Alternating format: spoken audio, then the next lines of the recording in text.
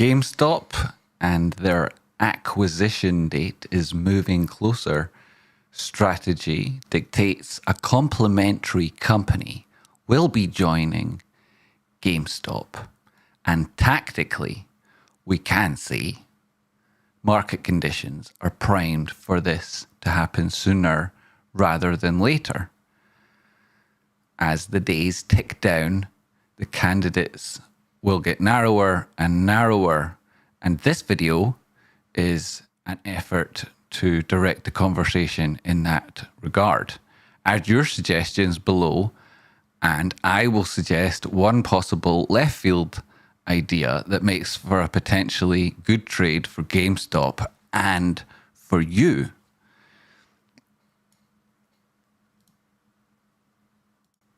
This is VZUI, a Metaverse peripherals maker. The ticker is VUZI. We'll take a look at the chart in a moment, where I think you'll find a 100% move. Founded in 1997, they've been in the augmented reality industry since its inception. They design, manufacture, and market the sale of smart glasses and other augmented reality devices to commercial, enterprise, industrial, security, first responder, medical markets, and to the defense industry. VUZI also provides custom engineering solutions to third-party companies. They have, therefore, multiple revenue streams, but they lack economies of scale brought about by a lack of cash. Their innovative goals and long development cycles involved in their products. As lithium battery tech has developed, so too has the market for VZUI products. They are now generating positive cash flow, but the company has been unable to escape the recent bloodbath in tech. This leaves them in a position with lots of potential, but unrealized potential, like some of you perhaps. They need distribution, and they need it like you need to hit the like button. Share this video on your socials and get others to contribute to a positive but realistic and ambitious narrative for GameStop online instead of those tired old debates. VUZI are based in and do all of their manufacturing in the US. This suits GameStop, and GME suits them in a left field but highly economical way. VUZI currently valued at $240 million. Here's the chart, and there is a potential trade.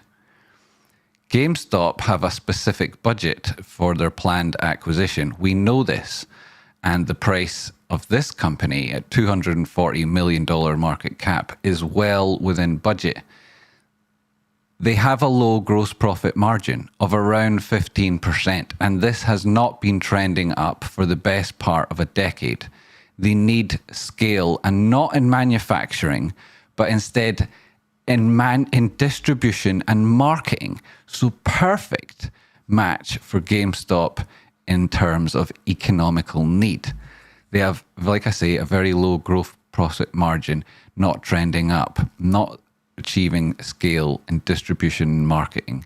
And their cost of sales and cost of marketing is a multiple several times that of their gross profit margin at around 2.7, which is the ratio of a chime you hear the ding dong of a distressed company, which is what GameStop said that they would be looking to make moves with. Their business model, VZUI that is, works, but only if they get a distribution partner. They're currently valued at just under 20 times their sales total, which seems a little high in current conditions if all we were to look at was this. If instead the OEM, the original equipment manufacturing unit, is span up, span off, and sold out, and we all then bro down, then this could be premium that's delivered to GME shareholders rather than liquidity that's taken from us. The cash burn at VZUI is approximately $3 million per month. The runway looks like it has 12 months left at best. There is no option for VZUI other than to dilute shareholders or be acquired, and they will look like a bargain to the right company. They might look like a bargain to you. They've just come in recently with a test of this previous low. That itself, in terms of a retracement from the most recent significant low to high, is a golden pocket. You've tested it twice, and at this stage, you're pulling back towards the top side of the center line on RSI. If you've got the daily time frame, you can see that you've made it out of the bearish control zone, and you've got a number of touches of bullish divergence, perhaps enough to present an opportunity for price to go in search of resistance. And if we look at the 2-day time frame and we turn on the best indicator in the history of humankind, you can see that we already know where price is going, because this is what this indicator does for you. You can get it yourself at www.patreon.com/rockyoutcrop and select the indicator tier. 6.4. It's currently trading at 396. In terms of a percentage move, if you were to wait for the best value possible, that would be down at 339. Then you'd be looking at a move of around 90%. If you're to enter it right now without any engagement of your own reasoning or brain, then you would probably be looking at a potential trade of about 60%. Still very, very rewarding, but only if you manage your risk. There's a potential option for doing it there using a pullback stop loss strategy. There's more to talk about there if you want to just ask me now or in the comments. There are many reasons that this acquisition could be a wonky fit. VUZI focuses primarily on enterprise solutions rather than consumer electronics. This is, to my mind, an opportunity, but others will see it differently. Their inventory might be judged as an anchor around your neck, and their product range will be seen as a poor fit. But others would say this could present a challenge to Oculus. This could be the perfect complement to a digital marketplace centered around the metaverse. Let me know your thoughts in the comments if you're not watching live, and in the chat box if you are. They'll be up on the screen for others to read later. If you'd like me to take a look at any other candidate, let me know now or later. So to sum up, VZUI, they need a distribution partner. Their brand and their reach alone won't achieve escape velocity, or it already would have. They need help. Maybe they'd be a complement rather than a burden to GameStop's objectives. You let me know your thoughts in the comments. Let's look at this chart some more and see if you see any other opportunities. This is the Millionaire Maker series after all, and you could potentially see a whole lot more than 100%. So for example, even if you did enter it right now, you're taking it back to the prior high. That'd be 162% if you're targeting up at around 10 spot 25.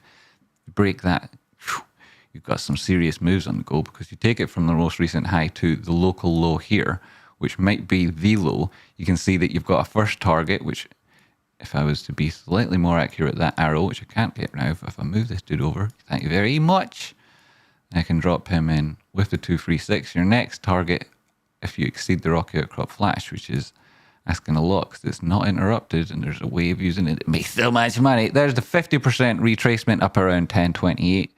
The prior high at 1025, that'd be a good place to aim for if you did start looking for tough profit 3. And then you know what TradeSpot is like. I do love a golden pocket. So if you see that filled, confluent with a previous 236, that would be a very strong area to look to if price kept going. So positive moves, potential opportunity, manage your risk. Hit the like button or I'll hit you. Thank you very much. That's a joke because it would be against the terms of service. It's also not physically possible because it's the internet and you're over there and I'm here and whatnot. Hit the like button already.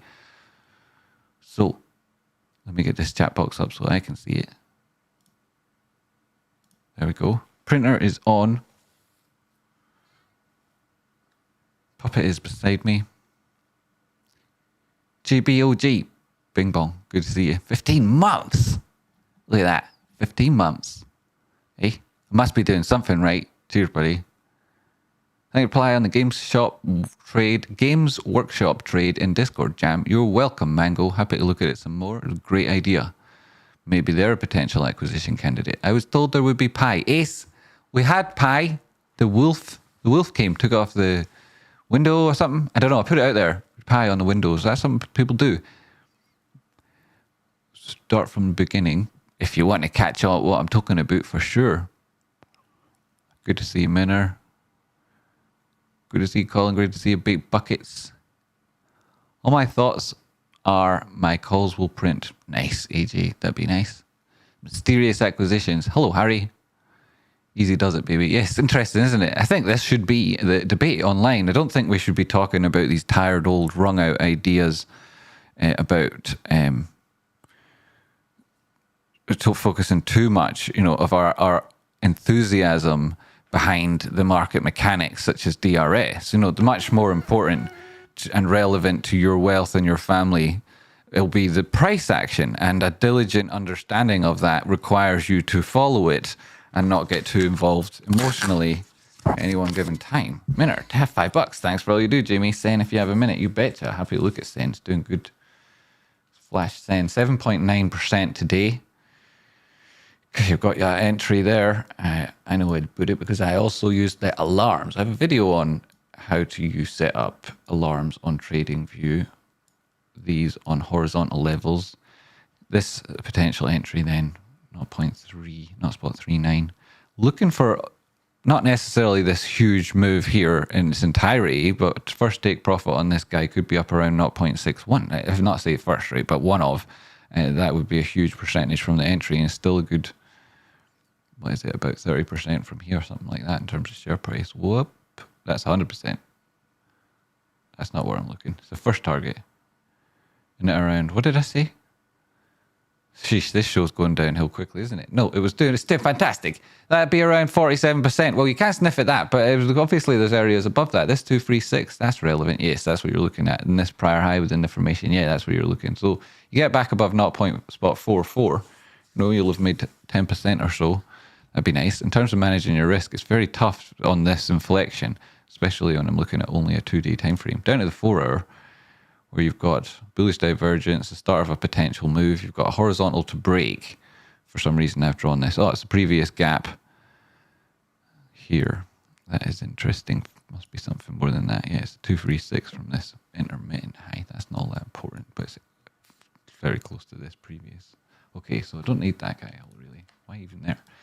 That'll be targets up. Right, so let me look at CENN now properly and give you a proper answer. Thanks very much for the donation, Minner.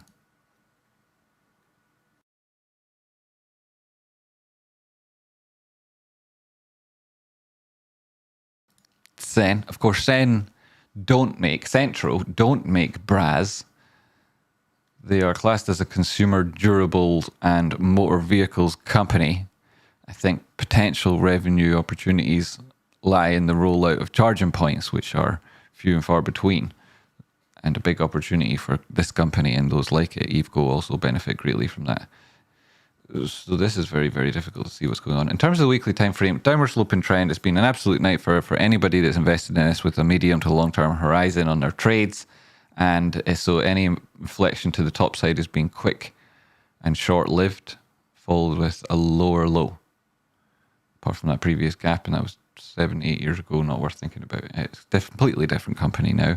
It's gone through numerous splits and changes of strategy. So yes, this most recent low, you've got bullish divergence on this whole leg of price action, but then since then a lot has changed. 2 years, and I'm not sure if you can relevantly compare this company to what it was like 2 years ago, especially not that inflection on price in that time, nor this move afterwards and the hype that came with it. So at this stage, you're looking at downward sloping trend, most recently a lower low, no higher highs, and a retracement against this move to the top side. Turn on the drawings, everything gets turned into a huge mess. Turn it all off, because why do I need them anyway? 35 drawings.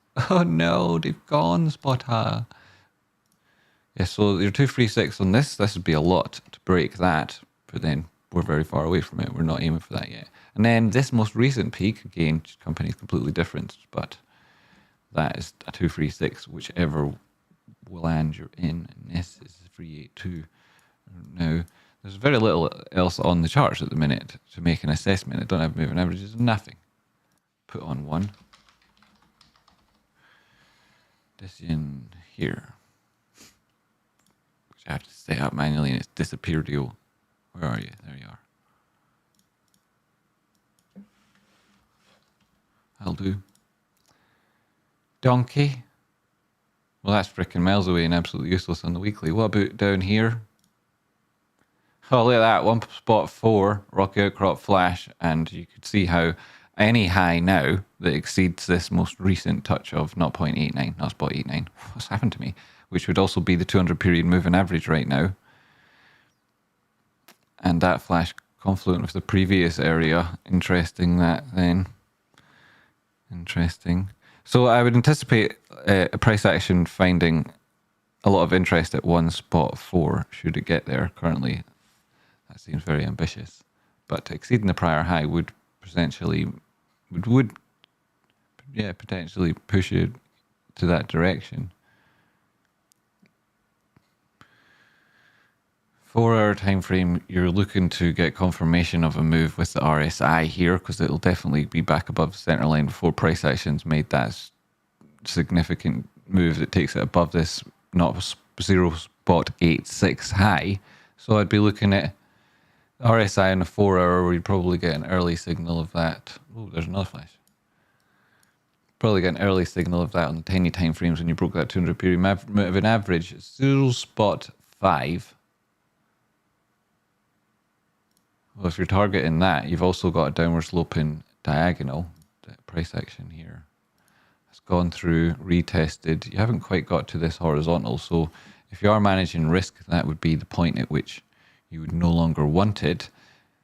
If you are taking this for a breakout trade, then perhaps you're waiting for it to go beyond the fake out point, which might be that point at which it exited that downward sloping resistance on the diagonal. So it may well be then that you're looking for a trade execution either at these levels with a very tight stop, i.e. an immediate stop, and a target in around 0.5, which you could manage, say down on the hourly.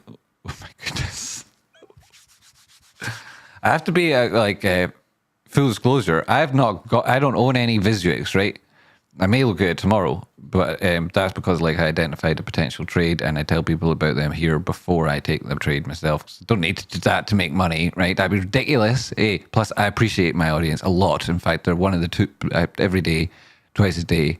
You're in the blessings I count. That would be ridiculous for someone like me to do that. I am ethical. But the point I'm making is I do own a CENN from recent lows. So, and I've talked about it a couple of times with people on the old Discord there. So full disclosure. Anyway, so maybe on this thing you are looking for an absolutely huge move. I'd say the 200 period moving average and early at 0.47 is plenty distance away percentage from where we are at the minute. And certainly from where we are at the minute, but what are we looking for? What's that? 8%, you can manage an entry there, or you're waiting for it to come back down and test 0.36, which again, you got an immediate stop area. And so other people would enter that trade at various places between the two.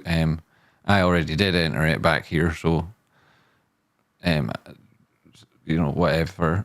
So the point is right, people will enter in this zone. I wouldn't, right? I'd look for it there. Much more likely that would suit me than anything in around here, unless it was immediately it had gone to that level at 0.36. And if it was to do it and meet this downward sloping diagonal trend line, even if it is a 15-minute, maybe I would think that was beneficial in terms of data. And then here at 0.44, you make it back above that area. Maybe, that presents you the best opportunity, especially if you look to these higher time frames.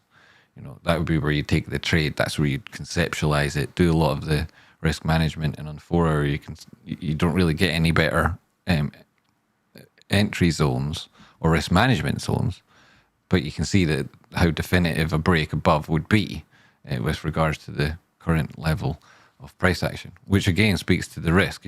Outside of what's defined in these two trades, there's also the potential for price action to keep doing what it's doing at the minute, i.e. not exceed that resistance, not exceed that support, and therefore go sideways like this, which again speaks to the need to manage your trade at fake out zones. That might be then one. Here would be you significantly in profit. I think you'd have to have a third take profit on this because of the state of the way it's been managed, not too distant past. And then, all these things, they've got obvious reasons looking left. Thanks very much for the donation, winner. I appreciate it. Joe. Yo, Kenny, I just bought Fastned on the second shoulder of Head and Shoulders, but I hope it turns around here and it will make a trend. Yo, Kenny. Fast Ned. Shout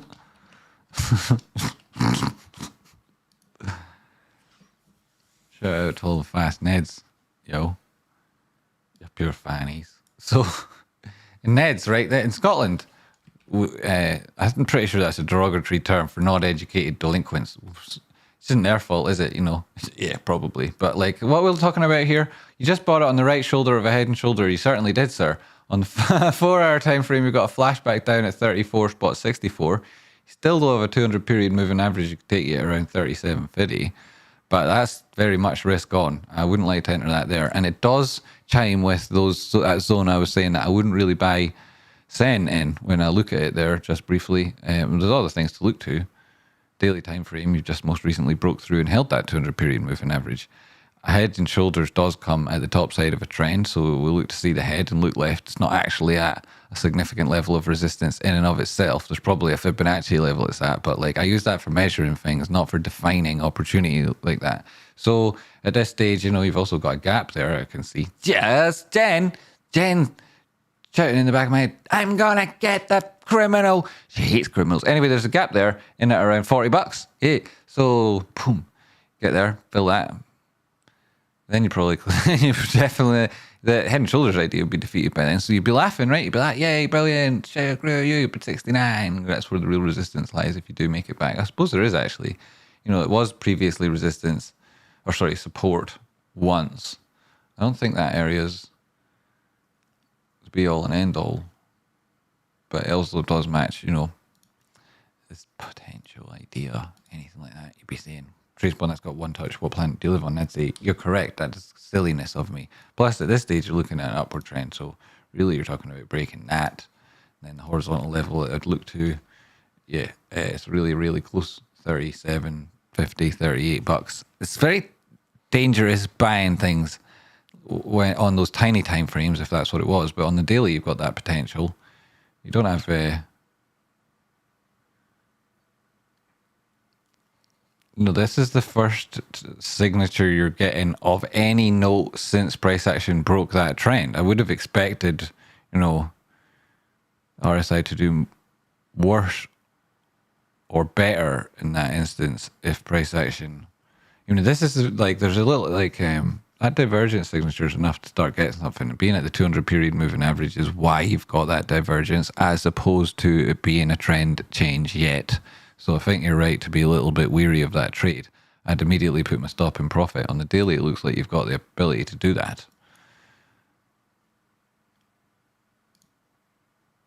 Early looks good, to be honest.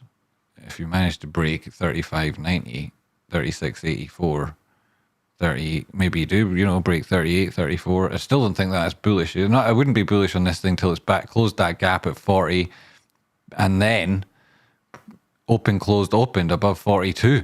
So tough one there. But, you know, if you're buying it there and you're managing your risk, fair play to you. More power to you. Good on you. There you go, Kenny. Theo, great to see you, Theo. Dave, how you doing, Sarah? Visa dolls. Yo, Lisa. I don't get that UK slang. Yeah, me neither, eh? Is something funny? I'm lately. You're late, aye? You're on a very important date. We've got 1 trillion today. Aye, I've got 1 trillion viewers. We've got 1 trillion. We're in a $1 trillion stream right now. Best are the DBLN tondere or alternative interpretation from the US slangs. I don't speak any slangs. I only speak proper, legit Queen's English, King's English. Who's it now? Thanks, mate. I have a stop. I hope it makes the trend up from here. I hope it does too. Good on you, Kenny. I hope it does too. Fair play, right? You have to be in it to win it. A lot of respect there. Good on it, Kenny. What else are we talking about? Eh? Is it just me and Min are out championing the... It is, isn't it? Woohoo! Speaking the language of the patriarchy. Ken, that's why you don't understand. You know, it's a secret language we've got. Ooh, isn't it great? You could partake, but you have to learn it and find somebody who'll school you in it all. Talking about RIVN. Aye. So there's a Millionaire Maker watch list, right? So just out of that, right, OUST is up 15.6% today. That's not bad, right? You looking at this stuff, it's interesting. RIVN, 9.88% today, right? That's a very strong move. There is a gap down there, but like that, the trade was conceptualized long before the gap, and we're not going to, I mean, we can concern ourselves with it, but it's not going to concern us. And then root, 9%, right? There's 200 period moving average. It's very much possible that this and the whole sector, in fact, comes back and testing at around 3.69, which would have implications for a lot of different things. Not that the root's driving the market, but I mean, it would get there because all the things would be, at which stage we'd be looking at a potential bounce. And you have reached an area of likely resistance, plus you're putting in what could potentially be a failure swing. So,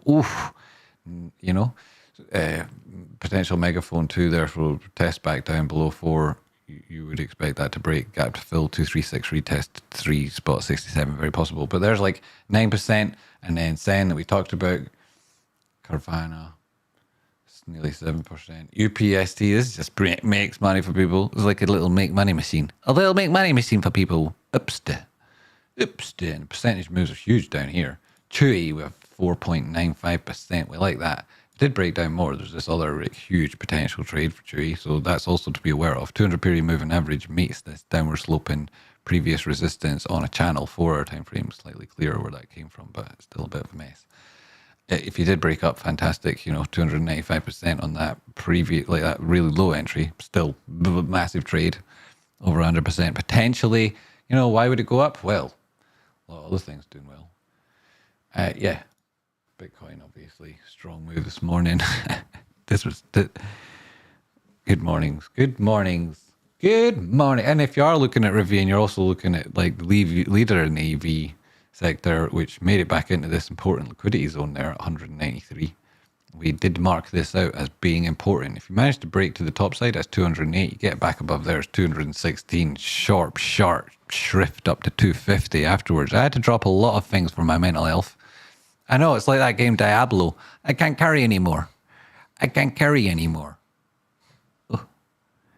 carry anymore. Oh. I'm overburdened. I had to drop a lot of things.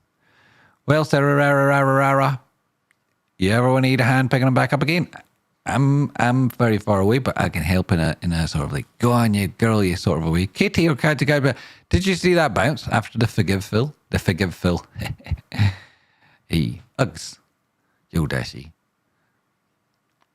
How are you doing? Possible entry around 62 cents. On Tesla. Yeah, imagine that. Hey, Timmy, mind taking a look at PHUN? You betcha. PHUN. Ooh. There's nothing fun about that, says you. Hey, right, we've got a flash. This is the thing, right? If you don't have the Rocky Outcrop flash, can you imagine, right? How brutal, upsetting, and, just completely and utterly devastated you'd be if it went up 40% from 0.7. Was this NASDAQ listed, right? So you got, at this stage you were like compliant again. That whole corporate action you worried about off the table, pal. You're going to be minted. And that that candle itself turned mostly into a wick. What a nightmare.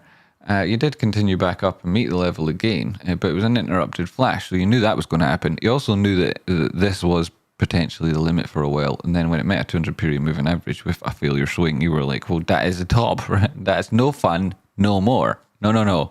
And, the trend is your friend, right? Not those ideas of fun. No. What's fun anymore anyway? Eh? How can anyone have fun after watching that movie, The Road? Oh my goodness. Holy shit, I thought that was bad. What about that thing? Ugh. What happened to them? I mean, I shouldn't laugh. Anyway, so let's get this parallel channel on the go so that it stops looking at me. You can look at it instead. Come on, parallel channel. Here we are, parallel channel. Right, so there we go. I break the curse. It's like that movie, The Ring. I just gave it to you now. Right now, you have to deal with the next low in at around break the basis line. I mean, where is it? Let's get up to horrible time frame so you can see it crawling out of your screen.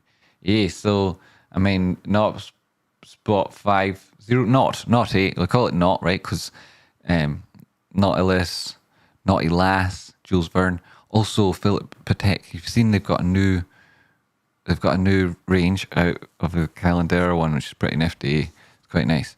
It's like 40 Gs. But they've also got a really, really nice new addition to the Naughty Watch. The Naughty Watch, you know, I still hold out this belief that one of these is going to arrive at unreasonable land one of these days. You know, I'm still wondering actually where it is. Should be here by now. It really should be here by now. So this basis line, yeah, that breaks. You're looking at this coming down at 0.5 cent. At which point, right, they're going to have to do something. So there'd be a split, which would likely lead to more shoulder erosion, or at least loads of people flying the nest.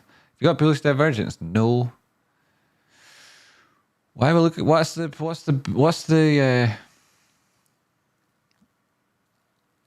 4 hour? You've got a touch of it, but then you would have if it's breaking the trend. And the fact that it's down in the bearish control zone and so significantly found a rejection at the most recent high here, without needing to get up center line failure, without needing to put in continuation divergence, it just dies.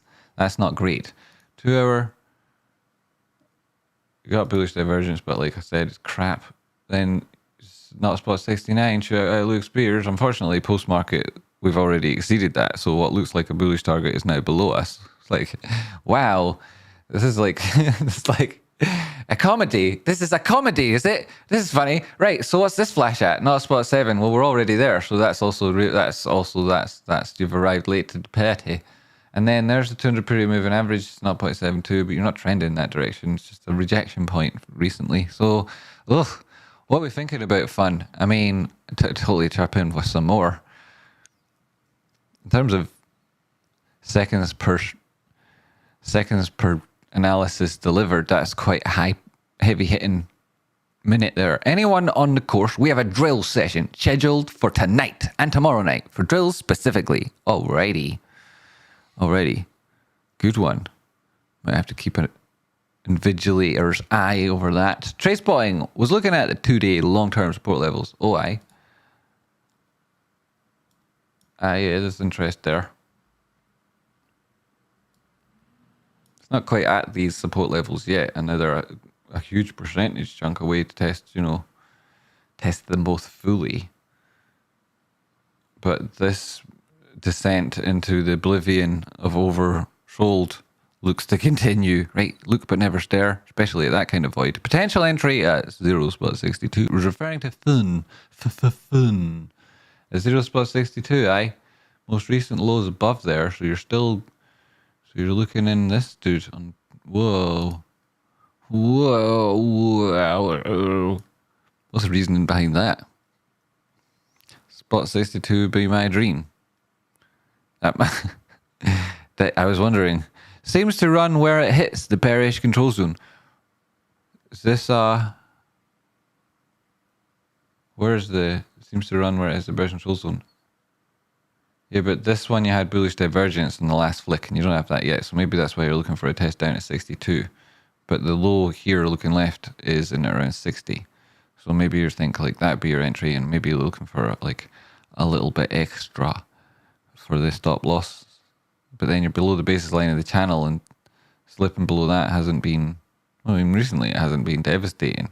But like, it's not about downward sloping diagonals, it's all about horizontals. And the most recent one you've gone through, tested it lot, went through it, and then looking left, post-market, you've not done anything all that exciting. And I'd be looking at this thing, probably testing like at least as low as the bottom in this thing. Where's this at? Oh, sugars. Right, it's up 0.54. Oh, sugars. Seem to run when it's the bullish control zone on the 2-day. On the 2-day. On the 2-day. Okay, but I don't know if that's a reliable enough signal to go on in general. It may well be that that's due to other factors, and what we're looking at here is correlated. And as such, that all those other factors may also be present, but I don't want to see them, and I'm not seeing it off that alone. Because what I also see here is when this thing's below the center line on the RSI, having pushed above and failed to create a new high, it dies, which is what it's doing. That's what this looks like on price action. You kind of know that this lives in the bearish side of the RSI. And when it's doing that, it's losing, right? Losing highs and losing lows. It's loser. This thing's a loser. This thing's such a loser when it's in the RSI and the below center line there. But then I suppose this is where it goes to test that center line from BAM. And then the top side of that channel would be up at around 0.9. It would be 0.9. Ugh, it's 0.9. Ugh, what's happened to my brain? All these late night shows. Yo, Rich, how's it going? So what am I thinking? Well, I didn't like it. It's a smelly, stinky thing, and I didn't like it. Keep an eye out lower and see if things change. Colin, you might be right. Don't let me play your own game and whatnot. But I think it's a bit smelly. That is nice that it does that. I can't disagree with you. But then this is where that would be where, I mean, yeah, you know, like that most recent one we had a look at, it was a flick of bullishness there in the divergence. And like, not that it's going to break the trend, but it will go and find resistance, which would very obvious where that is. So you don't need me to add value there. 200 period moving average 4 hour, right? That's what we've got. You do have your bullish divergence on that 4 hour. And like you said, on the 2 day, it does push up. But at this stage, it has to, it's again, that's back to my initial point feeling there about this rejection from trying to get out. Like where has it previously seen a rejection from trying to get out of the bearish control zone? Like nowhere. It's maybe never seen that. Right, it hasn't seen that. Oh, here it had it. Yeah, this is where it had it. Right, it's this awful, awful drop here. It tried to get out of the bearish control zone and failed, at which point price went down from $6.38 to $1.18, right? So it's done it once. So there's that. Ooh. You know? And that's what it did there. So price action, does it go on, push down? Eek, dangerous. I didn't do things the right way, but I have the opportunity now thanks to this community. That's really great to read, Dave. And it's great to see with that positive sense of something solid beneath your feet, which is what this community is and offers to anybody. You know, anybody. I'm not talking amnesty. You know, if you've pissed me or Rocky off, that's it. Yeah, tube. But, I mean, that's what I think. Rocky's much more forgiving than me. So maybe I'm wrong, but like that'd be my feeling. And then the what was I talking about? Wow, I got distracted. That was fun though. Yeah. So this is open to everybody. If you're watching along and you're a new viewer, you can hit the like and subscribe button, and that would help me on YouTube. But you can for free go to www.discord.gg/RockyOutcrop and join a community of people who are trying their best to get really good at trading, and they're all helping each other. So no matter what level of experience you're at, people in there have been working at it full time for years. And other people like Dave who join in and just getting a sense of confidence back, which is necessary if you're going to make a real stab at these things. Breath of fresh air, and plenty of space to take a breath. If that's what you need, plenty of that. 5 gifted memberships from the King of Barcelona, the Shadow of Leptin. There was a real Leptin once. We chopped off his head. His shadow kept walking around still with a head. It's all super confusing. Shorta got one. You're so lucky, Shorta. You've been really lucky recently. Jim Barino, legend. Ollie Robinson, good to see you. Part of the Robinson family. G-Vids, you're back. I'll see you, good man, lady, person. You, good person, you. It's like Al Capone jumps to mind, but you know, yourself, you're your own person, you crafted your own identity, you have your own legacy. That Shadow of a Leptin, he is amazing, isn't he? He really is amazing. You're a mod, you can stick www in front of that, Sarah, and it'll be a clickable link. Or https ://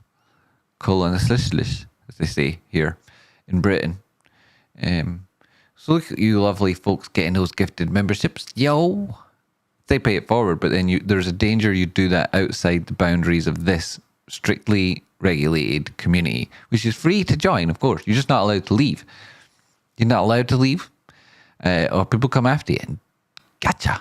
behavior. So, relative, very particular skill set. Thank you very much, Sarah Rera, for that handy link. Eh? And thank you, Leptin, for that very generous gift. I know that memberships to this channel are fantastic value. I also know that sometimes people look at, those free throwaway free channels with the free, basically, prices, and sometimes they're like, oh, this is a product, compare it to my stuff, and then they think that's more expensive, which is what it should be. Let's face it, it should be infinitely more expensive, and I think it should be judged in that context, against these other things as infinitely more expensive than them, yet still worth it, obviously, innit? And that bing bong. So I'm saying welcome and join the community and get on the Discord link. But it's mostly people who'll be watching along afterwards, who'll be watching on this screen, who'll see that link. Where is it? Oops. This link. Pinned to chat. So if you are watching chat back later, hopefully that's a pinned message. You'll be able to click on it, join the community for free. But most of the people that are watching this video will have known this. But if you haven't, check it out. I'm sure you'll be pleasantly surprised. Right, so a lot of people who watch this video, if they do come later, will be watching partly because of the GameStop is mentioned in the title. And if you don't know me, I cover GameStop on the regular. So we'll have a little look at the GameStop chart now. Yo, Toby, yo, GameStop. Still holding its own basis line. I mean, take your pick on the channels and whatnot. I do like the way the channels work like this. It reminds me of the little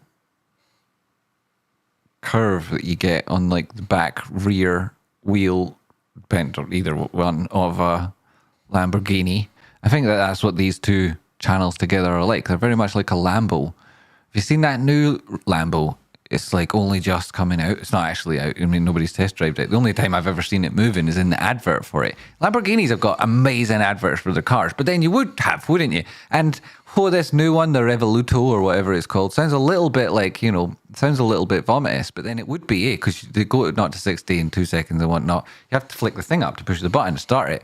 I saw it and I thought, with green trim inside, like the right kind of metallic grey outside, maybe I'd fancy one of them. 500,000 blabs, so about an eighth of the price or less than the Aperta. And if I'm, relying on this incredible improvement in the people I speak to on the internet to lead to that kind of result. So if you're offended by me talking about this, imagine it to be a joke. If you're mature and making loads of money trading and we're all like on the same page, cool, right? Like those other people can just piss off, right? You don't actually have to not listen or pretend it's a joke. You can just leave. And everybody else, yeah. So that'd be a big saving for you guys, right? If I went for that. But we'll see, right? Still a lot of time to talk about these things. A lot of time. Well, I mean, I say a lot of time, but we're on the clock. So yeah, any mention of time's obviously a hint at urgency, isn't it? Nothing to worry about. I'm fine. Hurry up and buy me that thing. Right, so there's the $34 target, and we're still at the basis line from the back of this Lamborghini. We managed to break back above the top of it, like say Lamborghini 45. I'm not going to rule it $45. Not. I mean, like, what's the stopping distance on this thing, right? I mean, if it's wet, you're not going to stop at 34, right? You'll continue on 45. That's what will happen, right? So essentially, what you're looking at is put a penny or a dime, or I don't know, what do you call put some coinage, right? Get one of them, stick it between the tire treads, and if you can't get it in deep enough that you lose some of it, then you're going to have to get new tires, and I imagine they don't come cheap, right? So again, refer back to that earlier debate, Aperta, Revoluto. Yep, sounds vomitous, doesn't it? But then, like I say, right, boom, stopping distance and whatnot.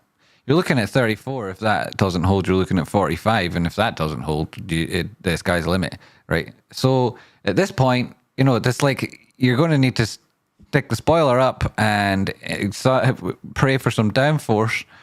You will, or you'll flip out. And you won't flip out and prices come down. They'll just keep going up and up and up, and it'll flip up and up and up, and it'll be like a car falling out of the sky backwards. That'll be like one of those expensive hypercars. That's what happens. You just gotta take it easy. That's what it is. With stocks like this, you gotta take it easy. Dude, damn, it's like real wheel drive. If you're not used to it and it's wet, and you hit the floor going round and roundabout, right? That's that, right? Good night. So yeah, the Lamborghini Revoluto, a hypercar in it. It's a nice one. Oh God, right? So, well, yeah, similar to this thing, right? So you're looking at it making brilliant moves. What we're making it looking big, brilliant moves. That's the mystery box, right? It's what's in the mystery box. It's like that Grand Theft, no, what's it called? Grand Theft Call of Duty Zombies, right? Grand Theft Call of Duty Zombies game. You know, you buy it from the downloady brick and mortar place, and you play it on your Smashy Box controller, and you're like, Smashy Box. Oh, I love my Smashy Box. It's my hobby. You know, it's underneath my Tinder profile. Love the Smashy Box. Nah, it gets me a lot of strange comments actually, but it's what I'm into, and so that's what I'm looking at here. You know, not a Bugatti, but a GameStop, and I'm thinking, get a little bit of momentum behind us. I mean, you just get a frick out of the way sort of thing, innit? So that's technical analysis for GameStop. Let me know if you like that version of things. We can do it different. We can do it other ways. You know, so there's a gap and whatnot, and that also comes in around the important part of that channel. It's all really interesting. And then there's these previous highs. It's important we break them, you know, into pieces, you know, obliterate them. And then any mention of our families destroyed and salt the earth anywhere they've ever been. And then get up at around 34. And you know, you do it at speed, right? Keep going. If it all starts slowing down in at around 28, which is very possible. And then, I mean, what you're really looking at here, we should probably actually do some real work, shouldn't we? So, you know, I mean, this is the last time we touched that one of the top sides there, and this is to the bottom. And then that recovery, golden pocket, being around $30. So it's going to be hard to break there. You've already found some resistance in at around the 50% line, right? That's 50% retracement. You can see at 26.80. That is pretty much on the nose there for where we finished recently. It's going to be hard to break that level, 50% retracement. In that sense, you're looking then, we've broke below the 382. Do I care about that? Look how close the RSI is to the top of the bullish control zone on a 4-hour daily time frame. It's still in there, man. I'm not arguing. Oh, it's just flipped out of it. Hey, get back in there. Well, we can get it back in there. We just go up to, what about the 2-day? Oh my goodness, we didn't get it. It's so sneaky. Somebody let that out. Somebody should have been on guard there. You're supposed to be keeping the RSI in the bullish control zone, you pure fanny. Somebody's in trouble. Anyway, back to the positive news. Get back above your own moving average. But the point still stands. You've not gone far. It's not like you've taken a lost RSI's lost interest. It caught up. It liked it. It was just like, you know, hand your band in and then come back and start the next session, which is bang, bang, bang, bang. Sorry. That's what a car sounds like. That's what that car sounds like when it starts. Bang, bang, bang, bang. Just like that. Those revolutions, you really have to like thrash them and let a lot of air in and get the I've seen. Well, I mean, I haven't seen, but I imagine based on the stats, that's what it would be like. Oh my God, I can imagine it being in it and driving it. Hey, can't you? I feel your pain. I know it's so hard that I don't have one in the pain. You're talking about that? It's probably not. Similar experience with my first car. It was a black 87 Turbo Supra. What? That was your first car? What? That's ridiculous. Who let you have that as the first car? What? My first car was a German Capri. Front end was so rusted that hitting a bump would take out the headlights. Need to hit another to get them back on. Nice. That's a nice story. That's a nice story. What's everyone's first car? Put that in chat box. Can we revisit massive topside targets, says Lepton? Can we? Well, massive topside targets. The massive topside targets, yeah, we can revisit them. I mean, this is the nature of this price action, right? I'm going to get rid of this channel, right? Calm down. We're still good, right? We're still good, folks. In fact, we're even better because it's defining it slightly clearer. The 200 period moving average comes in there around 31. This is all these levels that we have to break through. I say all these levels is 28, 30, 31. And then after that, 34. After 34, I'm again, like I say, it's just like looking at 45. Higher targets, 45 to 50, full retracement back against this previous high. Breaking out of this formation, you have to worry the fake out levels at 34, 35. If you break above there, the trend might have changed, targeting 45. At that stage, you know, 34, I'm very cautious. At 45, I'm exactly the same amount of cautious. but I'm also a shitload more excited. And then if it does break above that level, the next stop's pretty obvious in around $62. That'll be fantabadabba-dozy. I can see that happening, 62, 65. I think that GME have a considered approach to how they deliver any strategic messaging to us, the investors, right? I know there are investors who are not here, but most of them are fannies or yet to discover the Tracebot channel and how brilliant it is. Also, there's an element of fanny to that, right? So those fannies, it's just very delicate, and to put it nicely, and yeah, I mean, I love them delicate fannies, so I do.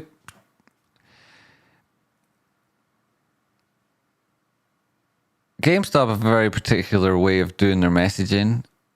They're aware of the fact that there is they're experienced stock operators there behind the curtain. And they're aware of the fact that bullish news in bearish conditions is like farting in the wind, right? What's the point? I don't know. You want to find a good lift and do it in there, right? It's like there's no point in trying to push a rock up a hill, right? There's no point. Don't do that rock pushing hill stuff, right? That's somebody else's job. Instead, you like just kick rocks off hills and watch them go really fast. That's the way to do it, It's all downhill from here. That's a much better expression when said positively than it's all uphill from here, even if that is said positively, don't you think? Right? None of that half glass full, it's not sploshing yet. We'll talk about that later. So I think that GameStop have a very particular way of controlling their messaging, and I think they want to deliver the best news at the best time because they are aware of the momentum that builds behind GameStop, and they've seen what happened with Roaring Kitty, right? So they're aware of like how that whole thing builds, but they can't themselves make that sort of stuff happen. And they don't need to. Instead, what they do is they wait for bullish conditions to deliver bullish news. So I anticipate that's what we'll see. And whether it's VZUI, which was very much from left field, or somebody else, which a brand name we all know, it'll have to fit within the budget that GameStop have got. And it won't be a merger, it would be an acquisition. So that's what we're looking at. Looking at, I don't know, where did I start with that story? Yeah, the messaging. They're going to deliver bullish news when prices start moving. That's when they do these things, don't you see? I think so. I think that it's not very complicated to work that out. They're never going to get, totally speaking without prejudice, despite the fact that I'm on the record here. It's quite obvious that GameStop control the messaging from the timing of their news releases, i.e. do you as the public and retail have access to trade when GameStop release positive news? And is that intimated beforehand, or is that exclusive and reserved for people who are able to trade pre and post market? And how do the corporate actions evolve? And have you seen them give guidance with institutional investors in mind, or with retail in mind? Like, these are considerations that would all lead me to conclude that GameStop are aware of the environment around their messaging and the timing of particular points. So I think that what will happen is that you will get positive news on GameStop, but that won't be what takes it to 28. That move perhaps has already started, and we can see on the tiny time frames that, like we already did, that move has started, and potentially you're looking at returning to this local high and then testing this downward sloping resistance on the trend. But beyond that, price action, you can't see the chart, but beyond that, this downward sloping parallel channel, that's the perfect opportunity for big moves, because short positions will be crippled. Those people who are aiming for $5 expiry, at the end of March, who are rolling their contracts out, pushing the open interest, skewing it as buys moving to the top side, right? They're all going to fold. And when they do fold, is at that point, is the perfect moment to release positive news in a positive environment off the back of a positive trend change, especially when you've just posted a profit, right? So that's what I would expect. It's because that's what I would do. And I would do it at $34. And then I'd be excited as you can imagine on every network cable, and I'd be all over the planet on everybody's screens talking about how we were going to do 10x what their expectations were and I'd push it. I'd push the you know, I'd be right up against the line of what was ethically, and that's what I think would be what I would do. It doesn't mean that's going to happen, obviously. I think it would be ideal though, and I can see reasoning to suggest that it would that they whoever they might be would be aware of how that would be mutually beneficial, which is what the real draw and anchor in GME, I mean the anchor in a positive sense, for all of us is that it's not like the fundamental reasonings that brought us to this ticker. Right? Unless you're really stupid and crap at trading. It wasn't the fundamentals that brought you to GameStop. It was the potential for some sort of change. And the fact that the narrative persists in various guises, modes, and popularities, like this corner gets smaller all the time, but it still persists, is because not that now the fundamentals are good. No, right? That would be as if we were playing a Jim Cramer stupid tune. No, we don't care about the fundamentals. That's all a bonus. What we care about is the good nature in other people who also persist with this investment for the right reasons. And that's why GameStop will reach these upper targets. It will do that because there is no other phenomena like that. And there never has been. So what we'll be looking at is, you know, whether or not there's outstanding short positions at every stage up here. The disbelief will draw them in. And at every level of resistance, their cripplingly awful climb down will result in a buy at extremely high levels, pushing and pushing and pushing price action higher because you have to, right? You know, there will be even retail people jumping in trying to short this thing. If it gets anywhere near the top side of that downward sloping channel, short accounts, unsophisticated short accounts, jump on downward sloping resistance like this. It's where they lose all their money because they get utterly convinced of this strategy will work because, I mean, the chances and probability are that it does, but the sequence and the duration of that and the number of times that you'd have to get it right and the ability to manage risk without getting taken out of the game completely with a sequence interruption, very unlikely. So they people are those same people who buy price action above resistance and push you up and create new levels of support. And that's why you get those higher targets. So, you know, there are a lot of people who don't appreciate that I might talk about other tickers. There's other people who don't appreciate my take on GameStop. I imagine from the start of this show, there'll be a number of people who watched, disdained, or have already or planned to leave negative comments. But there's like a huge amount of people who tune into this show, don't ever even say necessarily hello or make a comment, who only care about GameStop because of the fact that it's people like yourselves that they know that this channel, like that's why they watch this channel, because it's that, because we care about what we're trying to do for those sort of reasons. You know, nothing to do with the marketplace or who may or may not be occupying any particular role on the board or whichever way you might want to skew the fundamentals. And as it comes to talking about fundamentals, now I am very much a believer in technicals because I understand how you manage risk and all of it lies in the charts. Every possible narrative and every possible future is on that chart right now. Every single possible outcome has already been assessed by somebody and what will happen is already written there. But it's also true to say that the fundamental side of analysis is important. It has a contribution to how we manage risk and how we assess opportunity. And we can see that GameStop has for a long time been classed as a consumer durables company. That's where its sector it's in. That's the ETFs that track it and invest in it.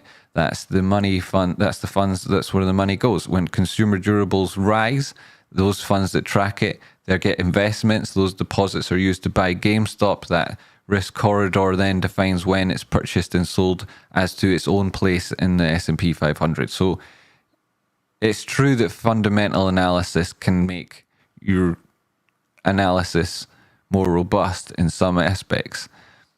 I think that people whose career centers around fundamental analysis are without exception scam artists who are selling something they know doesn't work and who when the narrative changes, never admit that they were wrong. I think that it's it's a very suspicious industry.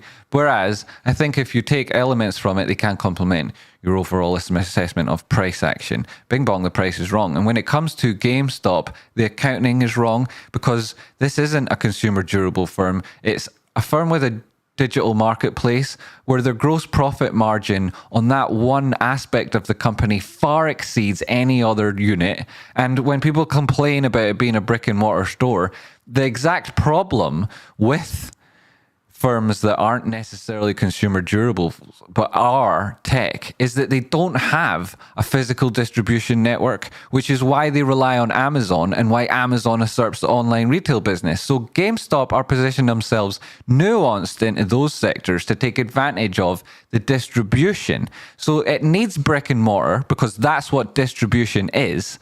And it needs an online presence because that's where their gross profit is. And after a while, people look at the accountants differently and they see that what you'd actually do is you, instead of valuing this company along the same accounting lines, you look at it differently with a different multiplication value based on their sales. So when we were looking at VZUI earlier, they've got what is seen to be not drastically unreasonable in the context of their industry with the multiplication value of 20x sales, right? They're currently losing money. They're only got 12 months left of their existence if they don't do something.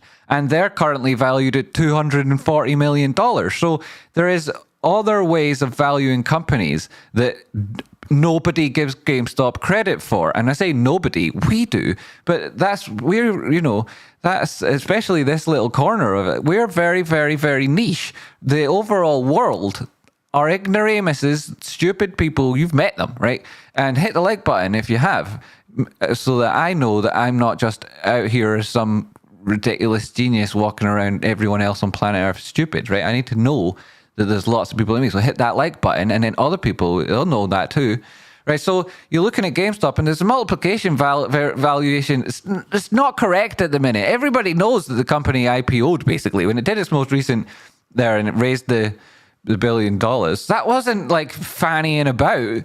They were a completely new company with a total new board. The people who were ejected from the board complained about the fact that they were walking around and the new board would lock themselves away and not even talk to them when they're getting paid these hundreds of thousands of dollars salary. It's just like, no, mate, until you get out the door, shut up and don't talk to them. And everything was there. That's a very different company.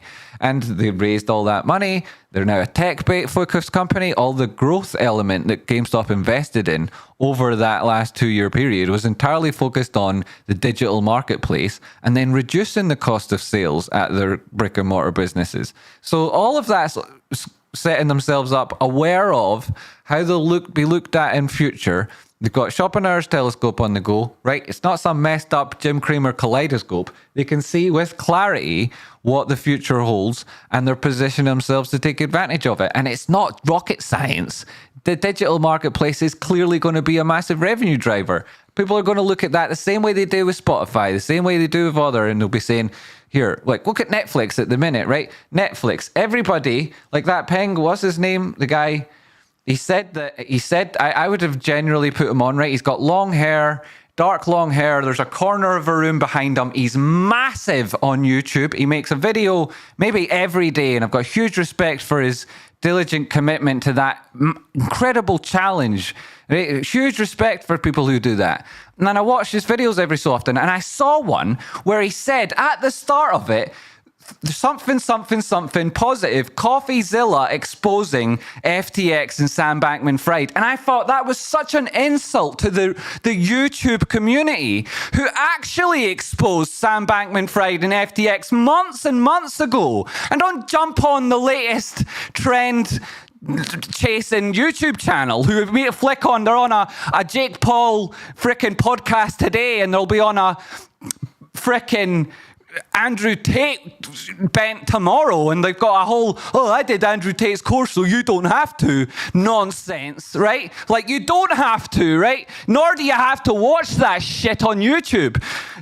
he said, this guy, and I was like, have I been watching this pish? Have I been watching somebody who factually, genuinely believes the things he's saying? Or have I been watching somebody like all the other YouTubers who just chase the stats, who just try to make a career out of bollocks, who are not authentic and are not real? Is that what it is around here nowadays? Because it looks like, you know, my stats would tell you that's the fucking truth. They would. And now watch this crap and that guy on YouTube and he's saying, when they expose, I'm like, how lazy, eh? How lazy? How lazy? After those good people did that hard work to expose that wrongdoing, that's where real, actual, credible fame should come from. And those people who are famous, rather than giving them their dues, take it and give it to someone else who's also trend chasing.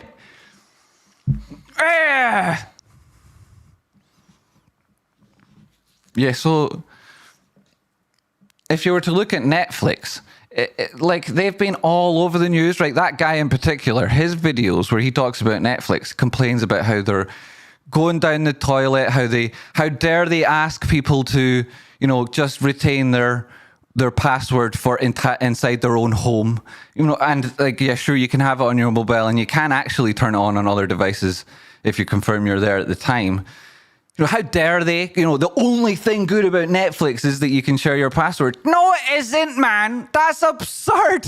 You know, the only reason is because it's just so like this veiled threat behind that comment that that if you don't provide them with this little scammy feeling bonus, then they'll resort to stealing shit off the internet. That's what the veiled threat behind the, oh, how dare Netflix charge all this people. It's a self-righteous, oh no, I'm poor, so how the fuck dare you? It's like, no, you're not poor. You're minted, man. You're absolutely minted. You're not authentic and you're not speaking to your viewers, but for some reason, that crap floats to the top. What's that all about?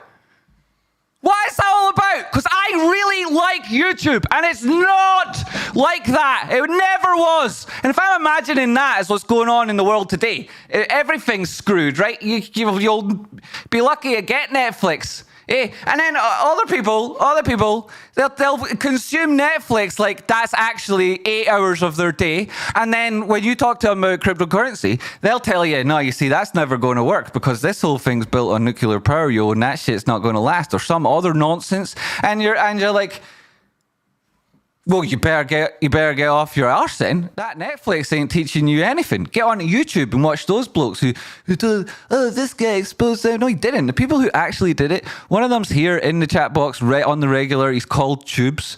You know, people like him actually did. You know, they did it on Twitter. They put hundreds of hours of their own time into doing these things to help other people, and they deserve the credit because they did it. People like Tubes. People like Rocky Outcrop and Tubes, who never went around saying, I did it, I actually discovered it, because they don't care for the credit, which is why they deserve it. You know, this is so annoying. Everything's so annoying, isn't it? Isn't it? Isn't it annoying? You know, you're not fed up. You're just going to take it and take it, and you're just going to take it, are you? Just going to sit there and take it.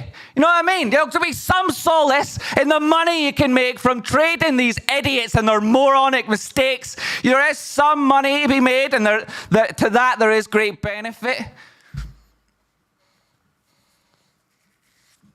But is it enough? Is that enough, eh? That on its own, is that enough? Anyway, here's Netflix, right? Don't share your password. Don't share. There's 200 period moving average. Test this channel. This is a chat, right? Well, you can't, like, it's this cratering. Netflix is terrible. It's terrible. It's the worst thing in the world. Well, it's very predictable what it's doing, right? It's very predictable. Passwords or no passwords, right? This is very obvious what Netflix is doing and going to keep doing.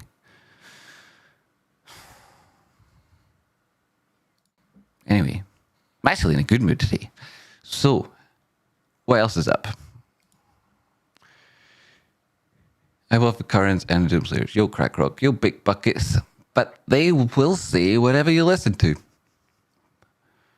Who is this? Weezer has become a member. Oh my goodness. I think I saw a member flash thing. out the corner of my eyes. Head, shoulders, niche, and toes. Love you, GME, but love you more, GME. All hail King Doomslayer GME. Great to see you, Weezer. Great to see you. 21 months. Bloomin' heck. And what did I see earlier? I thought she's putting. Yo. Where is...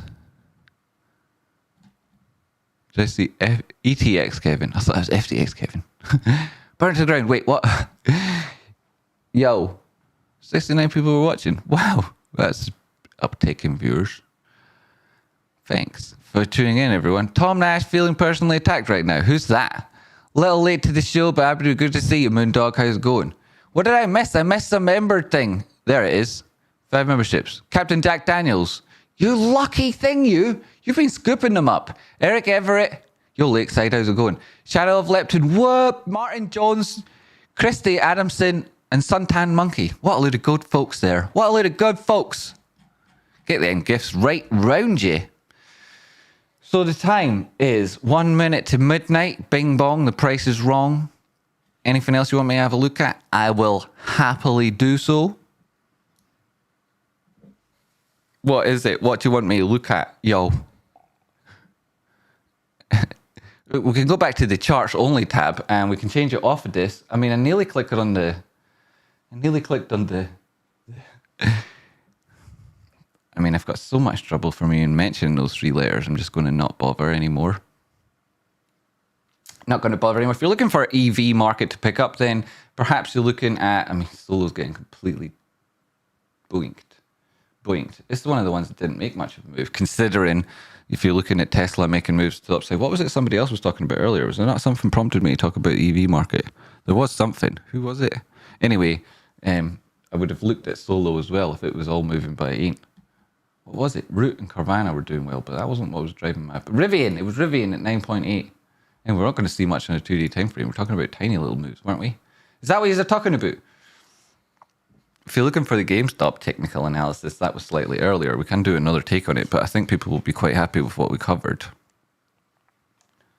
Eh? Oi, oi, oi! Like the stream. Yeah, please hit the like on the stream button. Like the stream. I can't stop clicking right on left. Traceborn, thanks for spiking the JVR on my birthday. 'Twas proper. KT, eh? Thanks, KT. I'm really blessed to have you. And you're very consistent in your relationships and approach to people and things like that. It's very positive. Like, what is it in the thing they spin in that movie that lasts for like 48 years? What's that thing they spin on the desk? What's he called? He spins it. And it reminds him thingy. It's like that. That's the thingy. The consistency. It reminds me of that. And it's Katie's birthday. Katie's a really nice chap. Happy birthday, Katie. Delete yourself. What are you doing? Delete yourself. 20 bucks. Great stream and TA. Appreciate it, Jamie. Thanks. Wow, 20 bucks. That's a huge donation. Thank you very much. Delete yourself. You're very good to me.